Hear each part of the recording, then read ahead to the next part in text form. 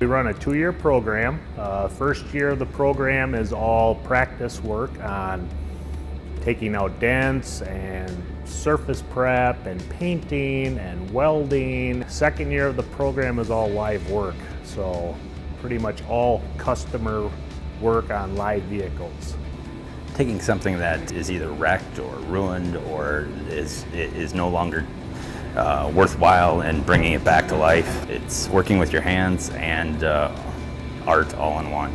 Well, the only thing that really it takes is a creative eye. Everything else is really taught. As long as you can see the finished product in your head, you can get it.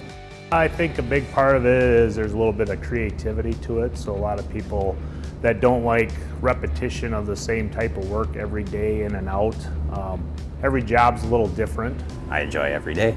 I come here every day looking at it like it's a job, but enjoying every second of it. If you're thinking about going into this field at NWTC, I'd say do it. The program is wonderful. If this is your passion, come here and do that.